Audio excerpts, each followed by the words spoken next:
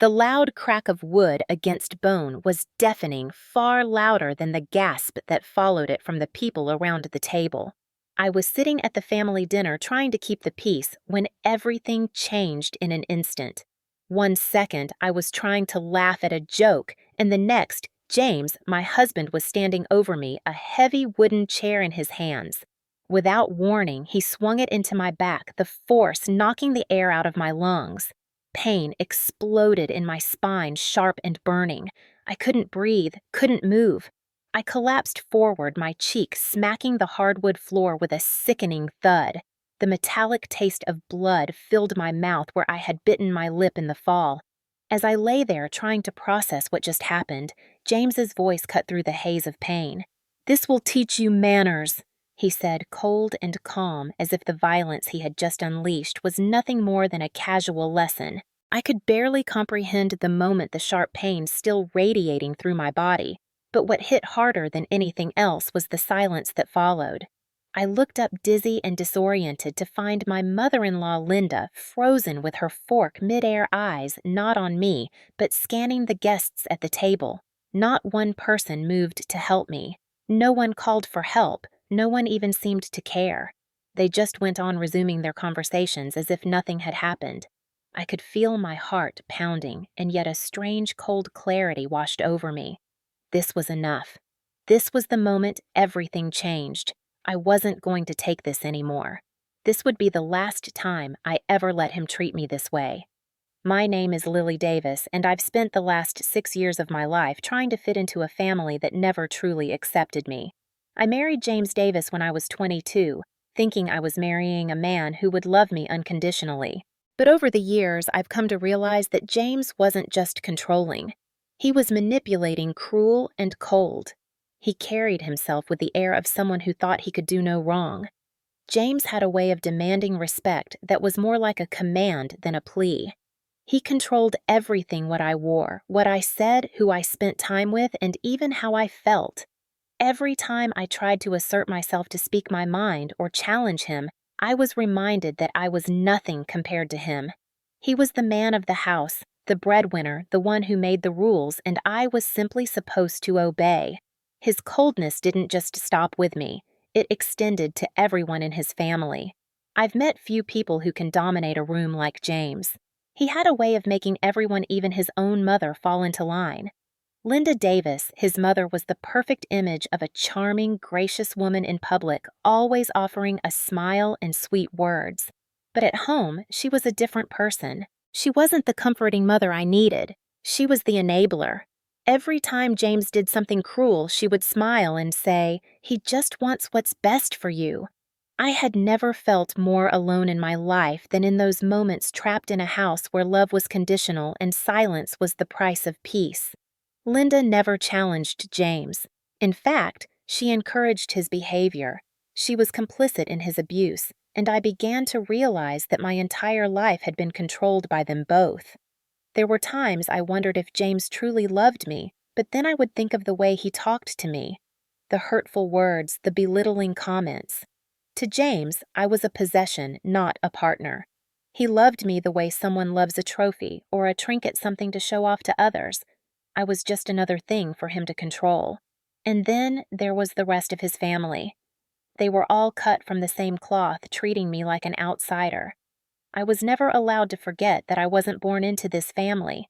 I could see it in the way they looked at me during family gatherings, the subtle comments they made, the way they always deferred to James.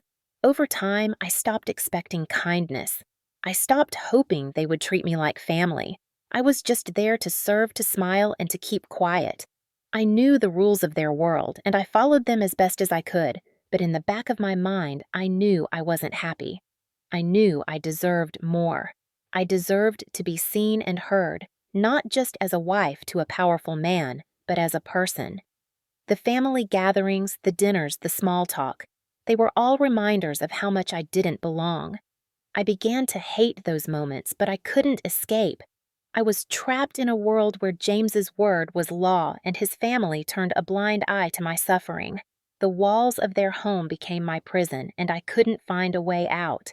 For years, I thought I had to just endure it. I thought that if I kept my head down, did everything right, maybe one day things would change. But deep down, I knew I was slowly losing myself. I was losing the person I once was. That night at the dinner table, when the chair hit my back, something inside me broke. But in a way, it also set me free. It was the last straw. It was the moment I stopped pretending everything was okay, the moment I realized I didn't have to stay silent anymore. It all started with a simple conversation, or rather, what should have been a harmless exchange. James was recounting a story about his childhood, laughing with his family, and for once, I tried to engage in the conversation, offering my own comment. That was the moment it all shifted. Without warning, James's face hardened. His eyes, usually calm and calculated, now bore down on me with a coldness I hadn't seen in a while. The room fell silent as he set his fork down, his eyes never leaving mine. "What did you just say?" he asked, his voice low and dangerous. I tried to apologize, to explain myself, but the anger in his eyes was unmistakable. I could feel the shift in the atmosphere. It was as if the entire room had frozen in time. His family watched, but no one intervened. No one even seemed to notice how quickly everything escalated. "You think you can talk over me?" he snapped. "You think you know better than me?"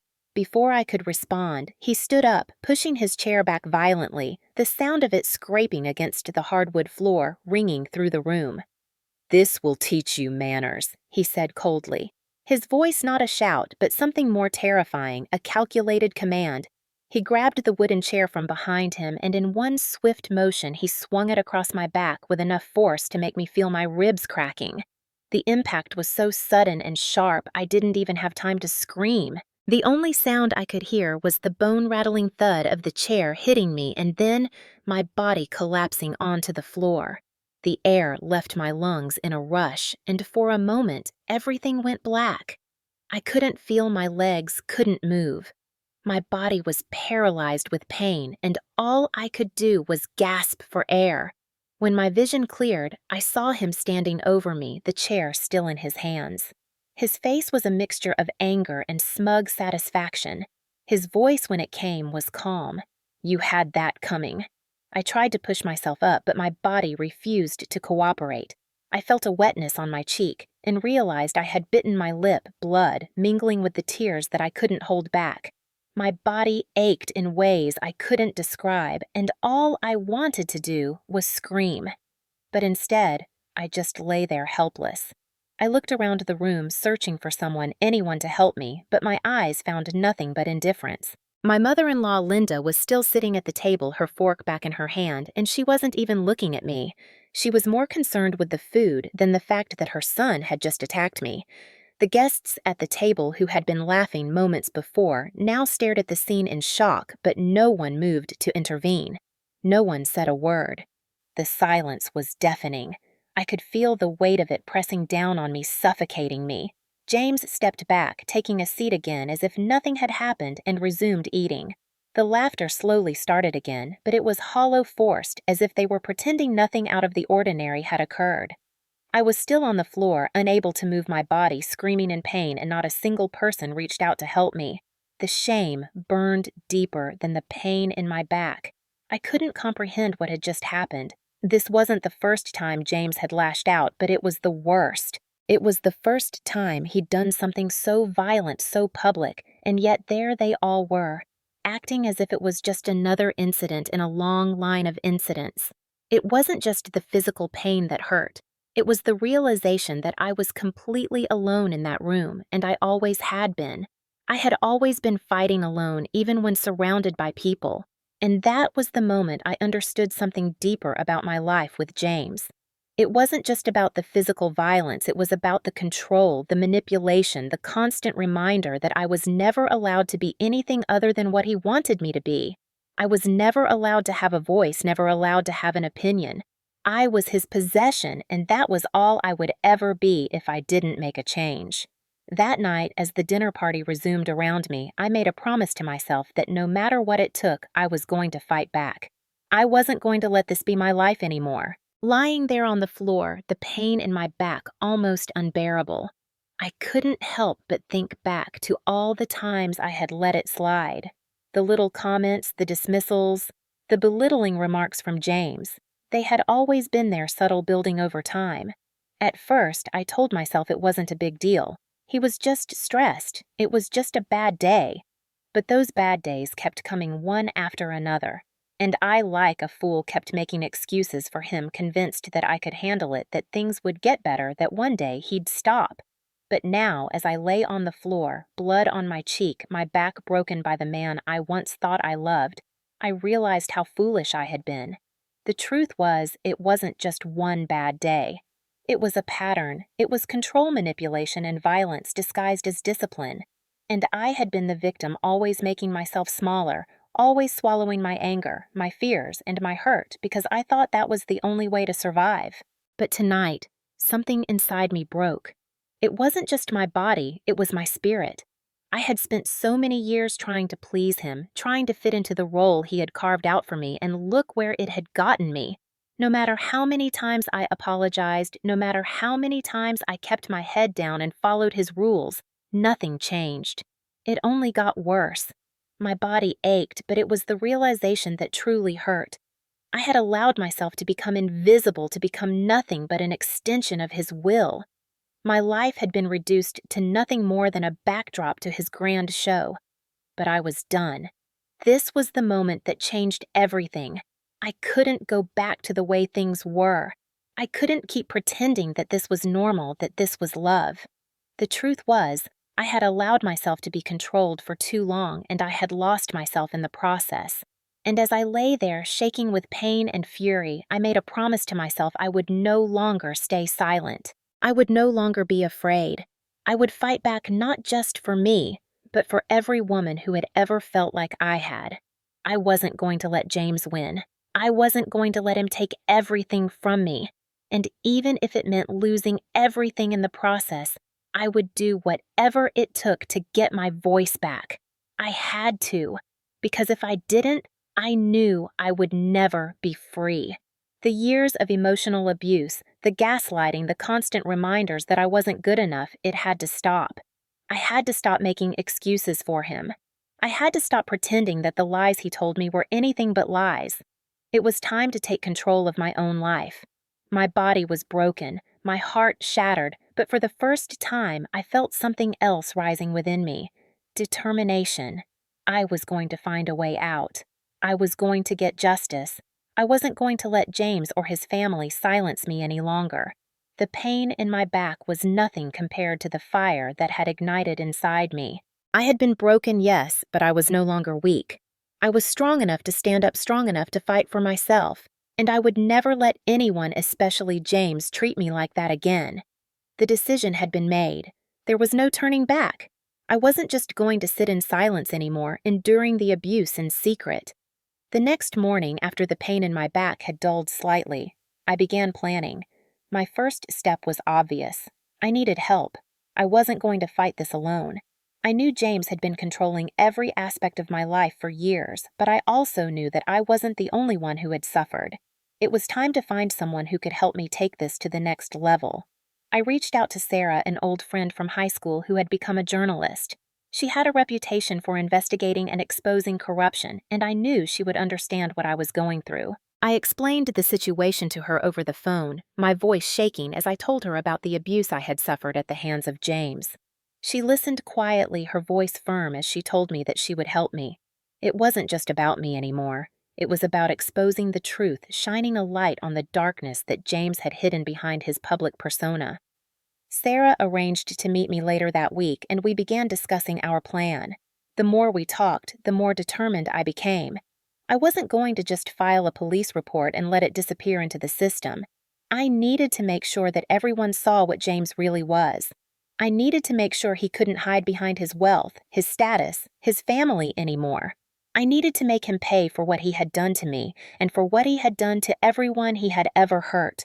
The first thing we did was gather all the evidence. I had saved text messages, photos of my bruises, and even a few recordings of conversations where James had threatened me. I hadn't realized it at the time, but I had been documenting everything for years. Little bits of proof hidden in the most unexpected places. Sarah helped me compile everything into a file, and we made sure to cover all our bases. We knew this was going to be messy, that James would use every resource at his disposal to discredit me, to make me look like I was lying. But I wasn't going to let that happen. I had the truth on my side, and I wasn't going to let him manipulate me anymore.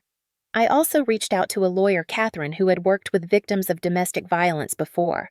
She was direct and no nonsense, and when I explained my situation to her, she immediately began outlining my options. She explained that I could file for both a restraining order and press charges for assault, but she also warned me that the legal process could be lengthy and difficult. But I was ready. I wasn't going to back down. I wasn't going to let him keep controlling my life. While Sarah worked on gathering the media angle, Catherine helped me prepare for what was coming. We filed the paperwork for the restraining order and began preparing the evidence for court. I knew it was going to be a battle, but I also knew that I had to fight this fight not just for myself, but for all the women who had ever been trapped like I was. As I started to gather my strength, I began thinking about how I would expose James to the public. He was a well-known figure in the business community, respected by many, but I knew the truth would destroy that image. I needed to make sure the world saw him for what he really was. The turning point came when Sarah suggested we go public with my story. We would publish an article laying out everything: the abuse, the threats, the manipulation, and use the media's power to shine a light on James. It would be risky, but it was the only way to truly make him pay for what he had done. I agreed. I couldn't let him get away with it any longer. I had to speak out. That night, I spent hours drafting my story, reliving the pain I had tried to bury for so long. It was painful, but it was cathartic too. Writing it all down, seeing it in black and white, made it real in a way that I had never allowed myself to believe before. The next morning, I sent the draft to Sarah, who worked her magic to get it ready for publication. As she worked, I began preparing myself for the fallout. I knew that once the story was out there was no turning back. James would find out and he would retaliate, but I was no longer afraid. I had come this far, and I wasn't going to let him silence me again. Sarah worked quickly, and within a few days the article was ready. The story was shocking, brutal, but it was the truth. We decided to publish it on multiple platforms, making sure it would reach as many people as possible.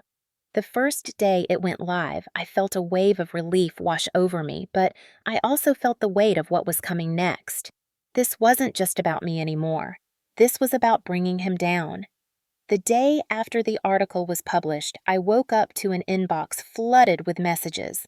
Some were from strangers, others from people I hadn't spoken to in years. Most of them were supportive, sharing their own stories of abuse and encouraging me to keep fighting. But among the messages of support, there were also threats. Some were from anonymous accounts, others were more direct, and some came from James's family. Linda, his mother, was the first to message me, her words cold and filled with accusation. "You've embarrassed us all. This isn't the way to handle things," she wrote. My heart pounded as I read her message, and I couldn't help but feel the familiar pang of guilt. But then I reminded myself this wasn't my fault. I was no longer the victim. I had to keep moving forward no matter what. James didn't waste any time either. Within hours, his lawyer had contacted my lawyer, trying to suppress the article and threaten legal action. But Catherine stood firm. She knew the power of the media, and she wasn't going to let him intimidate me. The article was out there, and the truth couldn't be erased. The media coverage only grew as the day wore on. News outlets picked up the story, and it wasn't long before the public started to take notice. I couldn't escape the flood of messages, the phone calls, and the texts. Some people questioned the validity of my story, asking why I hadn't spoken out sooner, but most offered their support. The backlash from James's family and his friends was swift. Linda called me several times, leaving voicemail after voicemail, each one more furious than the last. "You'll regret this," she warned. "You're destroying everything. You don't understand what you're doing." I didn't listen. For the first time, I didn't let their manipulation get to me. James's family was crumbling. His reputation, which he had carefully crafted for years, was being shattered with every article that was published. His company started losing clients, and people began questioning his character. The once untouchable businessman was now being seen for what he truly was, a man who had used his power to control and abuse. But I wasn't just fighting to ruin his life. I was fighting for justice. I knew that what I had done by speaking out was risky. The public didn't always get it right, and I was fully aware that James would stop at nothing to discredit me. But I also knew that I had something he didn't: the truth. The article had given me the platform I needed, but now it was time for the real work to begin. I started collecting more evidence. I gathered the medical reports from my doctor, the photos of my injuries, and all the other records that had been hidden away for years. But it wasn't just physical evidence that I needed.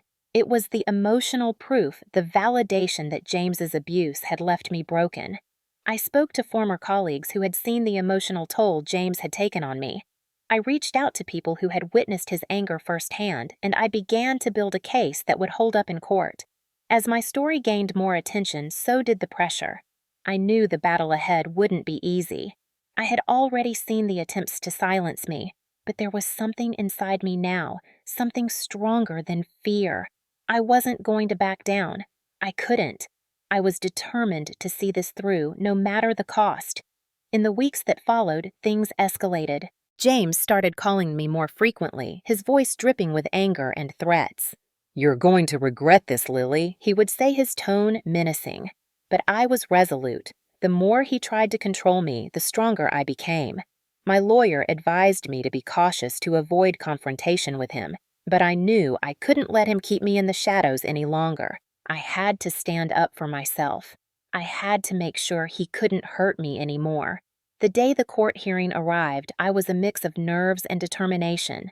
I had prepared myself for this moment, but nothing could prepare me for walking into that courtroom, knowing that this was the beginning of something much bigger. As I sat in the waiting room, my hands shook, but I told myself that this was it.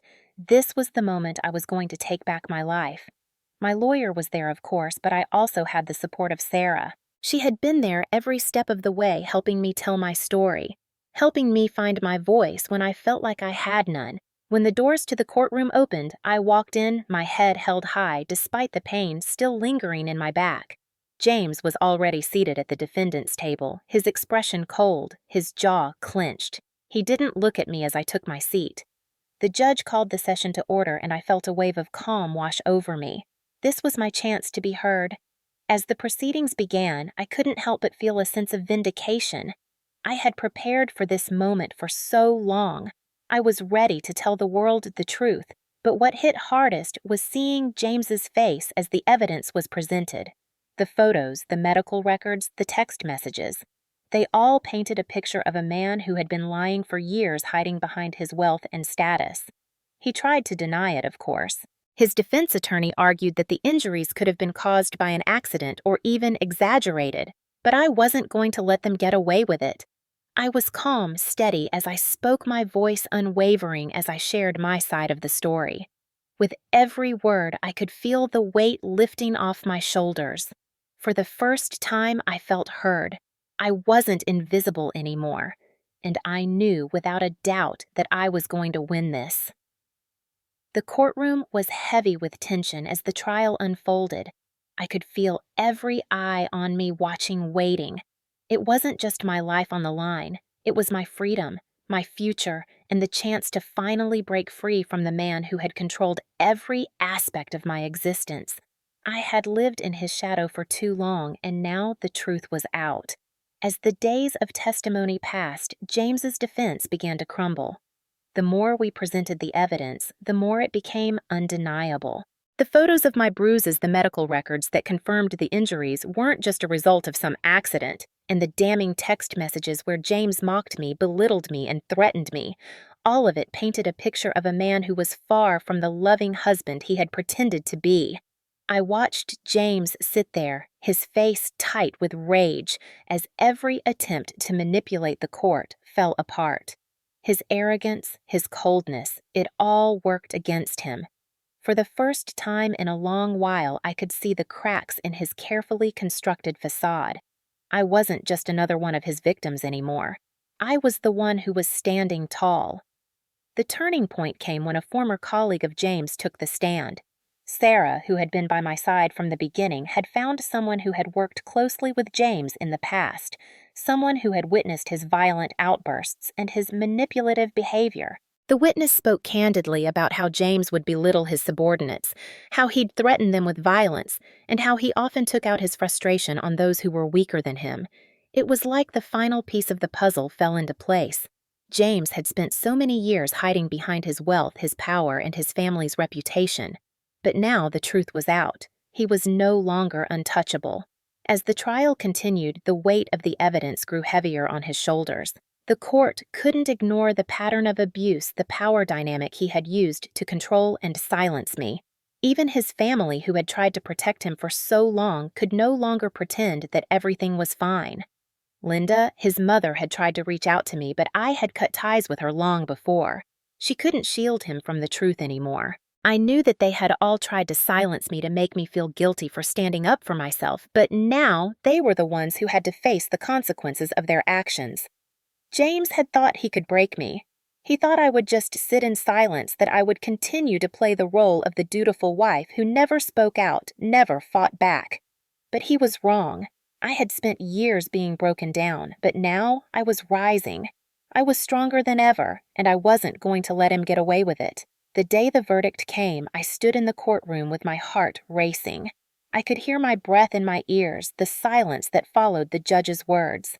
And then the verdict: guilty of felony assault, guilty of battery, guilty of witness intimidation. The room fell silent, and for a moment I couldn't breathe. But then it hit me. He had been found guilty. The weight of the years of suffering I had endured, the pain I had carried in silence, it was finally over. The jury had seen the truth. James's face drained of color. The smugness he once carried was gone. He was no longer the powerful, untouchable man he had once been. His shoulders sagged, his eyes flickering nervously as the judge handed down the sentence. 5 years in prison, a restraining order for life, and restitution for my medical expenses. It was over. I had won. The trial had taken its toll on me emotionally and physically, but it had also set me free. The years of fear, of walking on eggshells, of never knowing when the next blow would come, they were finally behind me. James was going to pay for what he had done, and the public would know the truth. The courtroom erupted into a mix of gasps and murmurs. For the first time in a long while, I could feel my body relax, the tension draining away. It was done. I was free. Walking out of the courthouse, the weight on my shoulders was lighter than it had been in years. People were gathered outside holding signs that read, "Justice for survivors and we believe you." Strangers, people I had never met, were cheering for me. It felt surreal, but also incredibly real. This was the moment I had fought for. This was the moment I could finally take my life back. As I walked toward the steps of the courthouse, the crowd parted to make way for me. I could see faces full of support, of solidarity. My heart swelled with a mixture of relief and pride. I wasn't alone anymore. I had people on my side. This wasn't just my victory, it was the victory of every woman who had been silenced, every woman who had been afraid to speak out. I had become their voice. I walked down the steps slowly, the cameras flashing around me, but I wasn't afraid anymore. I had faced my abuser, I had stood my ground, and now I was ready to move forward. It wasn't over yet. I still had a long road ahead of me, but I knew I would be okay. I was stronger now. I had reclaimed my life. The aftermath of the trial didn't just affect James. It affected everyone in his family. His business, once thriving, began to crumble. Clients left, sponsors pulled out. The pristine reputation James had worked so hard to maintain was shattered in a matter of days. His family, who had tried to cover up his actions for so long, could no longer defend him. They watched as his world fell apart, and I watched too. But I wasn't gloating. I was healing. And in that healing, I realized something: I didn't need their approval anymore. I didn't need their love. I had everything I needed within myself.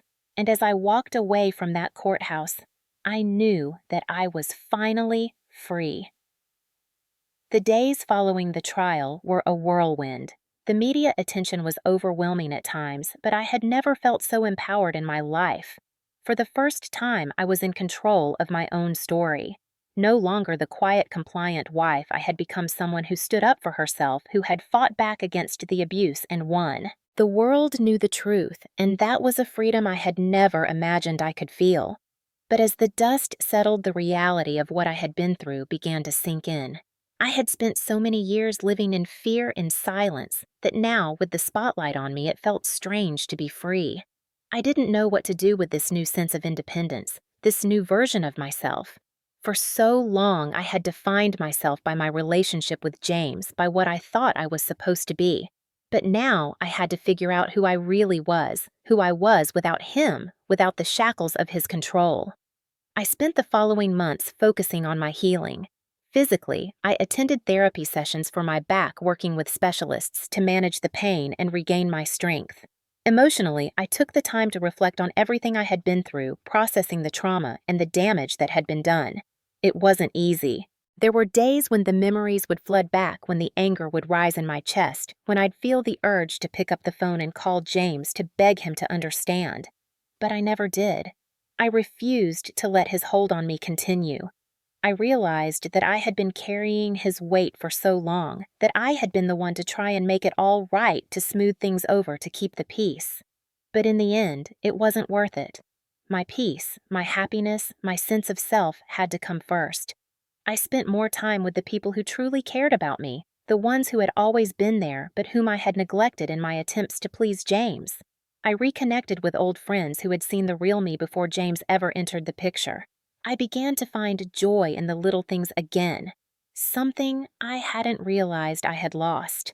I started volunteering at a local women's shelter, sharing my story with others who had been through similar experiences. In a way, it helped me heal even more. By helping others, I was helping myself. I began to realize that my story wasn't just mine, it was part of something bigger. There were so many women like me who had been silenced, who had been made to feel small, who had been hurt by the people who were supposed to love them the most. My experience had given me a platform, and I knew I had to use it. I started speaking at events, sharing my journey of healing, of reclaiming my life, and of finding the strength to fight back. It wasn't easy. There were days when I doubted myself, when I wondered if I was truly healed, if I was really strong enough to continue. But every time I shared my story, I was reminded of just how far I had come. And that was the power in it. It wasn't about the trial or the victory over James. It was about my personal growth, my ability to rise above what had happened to me, and my determination to help others do the same. Looking back, I could see how far I had come.